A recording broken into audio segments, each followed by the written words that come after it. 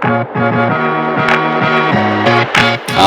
I'm Nick Hague and I'm the host of the World's Greatest Business Thinkers podcast. And today I'm with Paul talking about profitability frameworks. The profit motive is crucial to almost every business. It's a symbol of its success and it drives success as well. Do you believe that this is the case?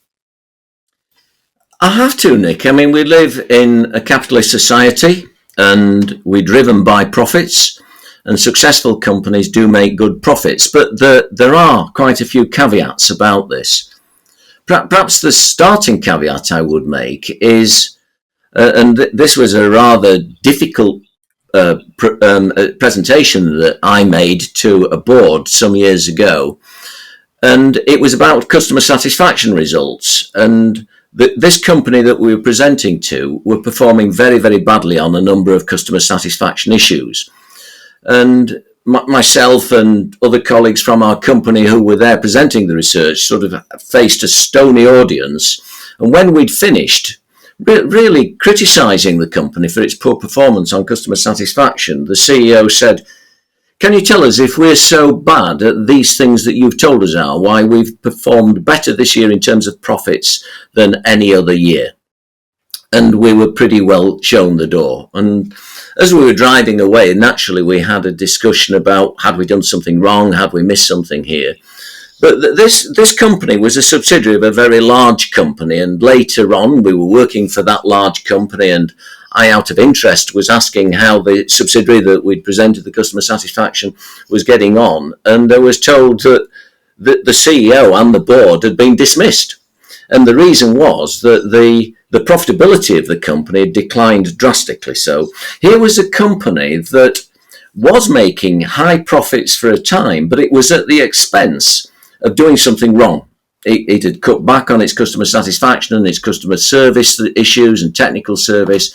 And as a result, the profits didn't last long. So profits can be ephemeral. And we should remember that there are some organisations out there that don't make a profit, NGOs, non-government organisations. So these could be charities, or they could be large organisations like here in the UK, the National Trust, but in the States it could be the National Park Service. And they get very high levels of satisfaction, and they're not making a profit. The Department of Motor Vehicles, which God forbid is a government organisation, gets very high satisfaction scores because it makes people's life easy when they're renewing their licence or their vehicle details, and you can do it over the phone or you can do it online. So you don't always have a profit to drive success. Yeah. I mean, I think obviously profit is self-evident, in terms of, you need it to keep it flow, empowering you to do things differently in the future investments. And it really is quite simple. But when I say to people, there are only 3 ways to make more money in business, it always amazes me that people can't replay these back. The 3 ways to make more money are sell more, reduce costs, or raise prices. And you've got to stay on top of that in order to understand profit. It's revenue, take away your expenses equals profit. So, as we always do, let's begin with some basics. Can you talk to us about profit? We have different types of profit, don't we? What does the word profit mean? Right, well, to simplify it grossly, there's a pun here, there are 2 levels of profit. We start with revenue. So every company has to have sales revenue.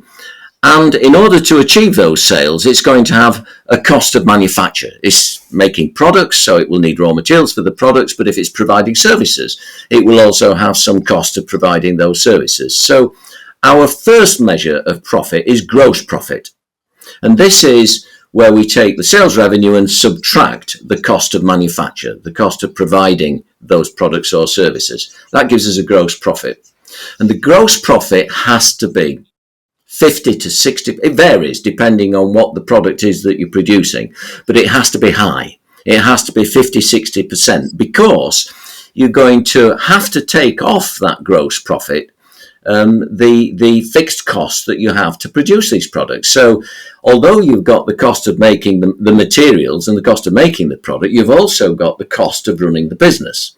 So the salaries of the CEO and the managers and the rent of the company and everything to do with keeping that running on a day-to-day basis is going to subtract a huge amount from the gross profit.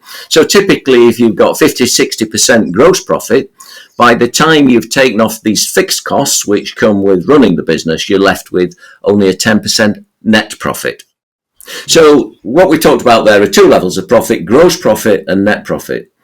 And if you ever watch the Dragon's Den or Shark Tank or whatever they call it, when they're interviewing people on those, they always ask, what's your gross profit? And if somebody's saying, well, I've got a gross profit of 20-30%, they're not interested in investing. That is not enough profit to cover your fixed costs. Yeah. Why do you think companies get into trouble with profitability? Oh, well, there's lots of ways that they could get into trouble, but the basic one is that they overestimate demand. So at its easiest, we see shops opening on the high street and they spend some money on doing the shop up, and it lasts for 6 months or a year because there was no demand for it. Somebody thought there was, they had this sort of burning desire to set up their own company. They thought that people would like whatever they were making, their cupcakes or whatever it was, and it fails. So failure to understand the customer and the demand is the number one reason why a company would fail. Yeah. But then there are lots of other things, unforeseen changes. So if you're in business, you're a larger business, you've been around for some time, something could happen. There could be an economic crisis, and we've had a few of those, so cyclical turns in, especially if you're in the commodities business, before you know it, the cycle's changed and you're not making profits like you used to. So the economic things could hit you there. And then there's direct competition. You might, one of the competitors might come up with a new product, or they might do something that affect their prices, that could affect your business. And there's indirect competition, where if you were a taxi driver making loads of money in London and then suddenly Uber comes along and they're doing something in a different way, your profits as a taxi driver could be badly hit. So you're getting hit from lots of different directions. There's the macro effect of the economy, there's the micro effect of local competition as well. And of course, it depends on the business cycle where you are. If you're a startup, a growing company that's just been set up, your revenue is likely to be very low. Your fixed costs are going to be relatively high. And until you can get that revenue pumped up, you're not going to be making any profit, which is why I think it was 7 years before Amazon made a profit. It was 5 years before Facebook turned a profit, because it was during that period where they were trying to build their brand, get people to know it, and of course getting the revenue stream up. And it takes time to do that. Once you've moved from the startup stage into a more stable company, you've got to think about different things. Kodak, for example, which was very successful making film, just didn't see the effect that it was going to have of digital cameras, and it completely took their business away, and they were an established company. So there's always something coming at you from the side when you're in business, and you have to be aware of that to keep your profit running. Yeah, I know some really important points there, and I think the fact that profitable companies have the same chance of going out of business because of cash flow problems as companies that don't make money. 80% of businesses that fail to do so fail due to poor cash flow. So, cash is king. We hear that all the time in any business, and understanding your business and that balance sheet and what goes into it is crucial. Yeah, well, Nick, you're right to raise that subject of cash is king, because if you, for example, land, so we're say a food manufacturer, and we land some big contracts with the supermarket groups, the grocery groups, and they place these orders, huge orders. We have to spend money buying our raw material to make the food product that we're producing, but it might be some time that we get paid by the supermarket. So this rapid growth that we've got supplying the supermarkets might make us go bust, because we just haven't got the cash to finance the growth, to buy in the raw materials to make the products. So rapid growing companies can also go bust. Yeah. So it sounds like there's no single lever that we can use to generate profits. What's the starting point? How do we utilize the various frameworks to improve our company's profitability? Well, we back really to basics, where if you look at our website, we talk about growing, how do you grow a company? And we might look at the Ansoff matrix, which you and I have discussed before, and say that we want to grow profits here. How do we grow our profits? Do we concentrate on our established products, or do we get into the market with new products? Do we concentrate on our established market, or do we go for new markets? And that will determine profitability. There's lots of pricing frameworks which will determine profitability. You mentioned when we started that there are only 3 ways to make a profit or increase a profit. There are more than that, by the way, but the 3 basic ways are to sell more, to reduce your costs, or to charge more. And we in marketing can't have much control over the costs. That's going to be determined by the procurement people who are buying raw materials and the production people. But what we can determine are the sales, and we can also determine at the back end the prices. So there's lots of frameworks on sales, how to grow your business with improving sales, and there's lots of frameworks on pricing. So have a look at those. Yeah.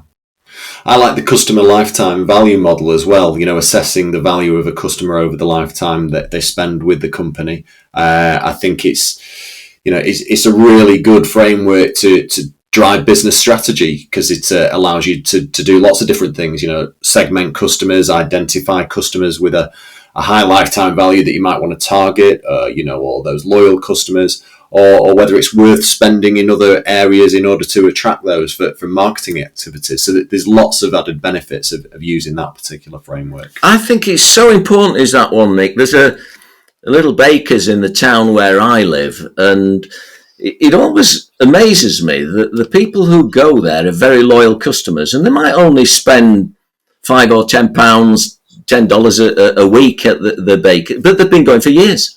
And if you add up the weekly spend over the years that they have given to that baker's, it's huge. And it makes me think of how they're quite different to, say, a gym, where the gym might have a big promotion to get you to join the gym, but actually what they really need you to do is to stay with the gym and renew your gym membership each year. And that makes that lifetime value is something that everybody should be familiar with, because that's going to build your profits. If you've got a good and solid, loyal base of customers, you've got a solid base of profits. Yeah. Well, that takes us on to another marketing initiative on customer satisfaction and customer loyalty. So look that up if that's of interest to you. But in the meantime, thanks for joining me today. Thanks, Nick.